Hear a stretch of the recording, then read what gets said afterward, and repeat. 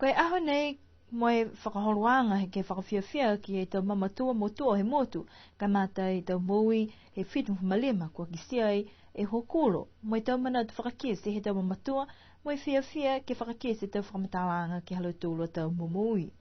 Koe matapata manatu whakaholo ki mua e malolo he tau tupuna a niwi, koe lau tūlo ne tālanga, la langa moe tau mai e tau tufunga sia, wanga hau moe tau taonga he motu nei, he tau tupuna halo tūlu i ni aho mua ke whakatui aki a tau tūlu he waha nei. Koe whala tau whakamatawanga ni kua whakakisi e tau manatu he tau moui. Poi kai kilo e matukuta kua itu. Ai matukuta ku tangata. Pihia e whakalofa e mouia. Koe moui ne tō tata e ngangkere. Hake hui ke haonga i tua sea. Moui he kapikola. He buhara tū. Ko au mohai ne pihia e moui. Mana tō koe hanga hangkere haai. Ai hoho koe tau whakakoa. Mena i ne ngoa i au, ai tahenga. Ha koe wahaha. Koe hi ngoa haako ne whakaonga he maha tose ko kōringo. Ai koe hi ngoa haako, hifo au ngoe he aonga, anga tunkia, o ngā furu te tau. Koe i loa te au e maanga ke tō tōu whakaniwe, mo tō tōu whakapālangi ke he tau kupu muka. Cat, bat, tamuna bihia. Aia. Si whakahiko hei mongo ia, pe he mai whai aanga, Mary Grace. Ai lutu. Si reu ni mongo ia, hea whaki. Si pe he mai mongo ia whai aanga, ko hai hingo hako. Pe au kokori mo hingo hako.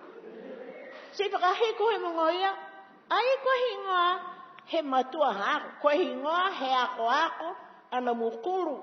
Koe tau whaoha no si pia ko na muata e fui ngā ne ui a kiau. Pehe e ikipole ni lewe ki atu e ke whahinga hofo motu, ke ni nifuko tungia sari holo, mahui ngā lahi whakakuanga, o ke whakaholoanga, kua tausi e hiaho nei, hako lewe whakatoli ke whaiman pehe nei. Teki lai ki iloa puke tō atu hou, munui na wahane, ai tunga e wahaya. O men tunga e iloa e whana wahane, nara he uhui i tumu matua e wahaya, ke o mai ki alofi. Hako me kata mga aho, munuina wharumu mga whoa, mua piskata hoi. Nia whinei e tau mtoka ke umai e tau mga whoa ke arufi. Maua e tau turahawanga nei, si tāranga taha pep.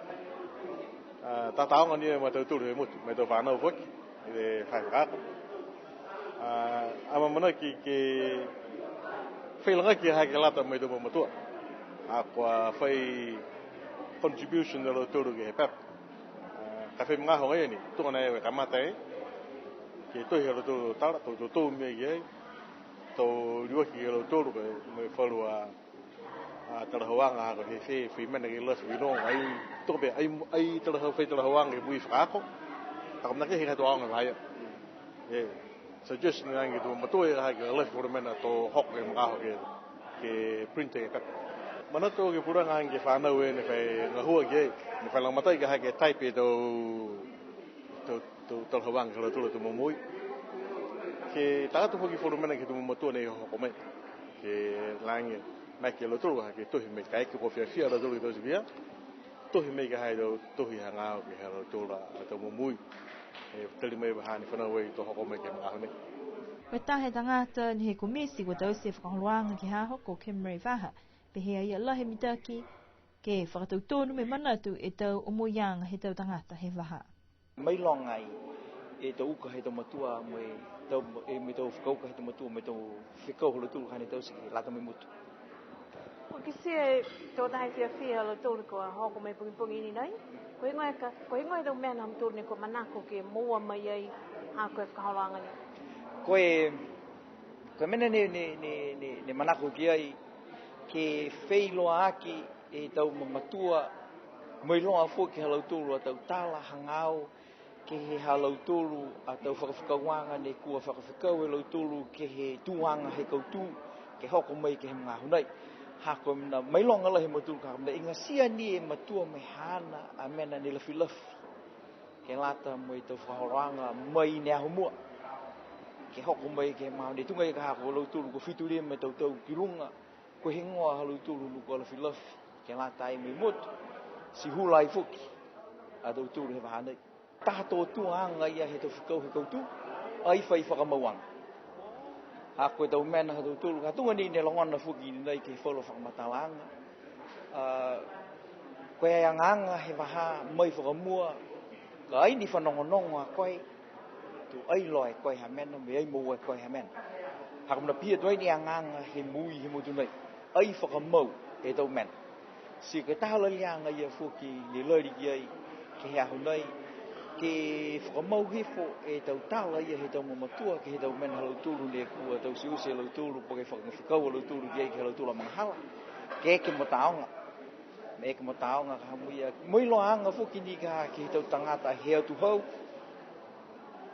koe hau whewhe e mena e ke pehi ke hoko mai ke whanai he tunga i ne hei tulu hamuia e koe tau mena le haha ke motu mau nei ko na tupu mai he manghal asi ko pia e ke na pehe kam no mukuru melan there's always be to fai tangata tu mau ni ga ke tau si e to fafkawanga ia ke hoko mai asi ko pehe koe mole limu fulu e tau mamatua fituli me tau mui kua o tolu atua ke fale he millennium sikisia foki falu kua molea e himungu fulu tau mui tukua te tawhakawela he ikipole he whahinga hoa whakatu whano matakau nevet mai komisi lang matai ke he tau tangata lang matai ke haho piha ke he tau pisinisi tau matakau ke kehe kua lima ke lang matai ke he tau whakahoruanga he aho he tau mamatua kai mua te tawhakawela ke he tau mamatua tupuna osi he motu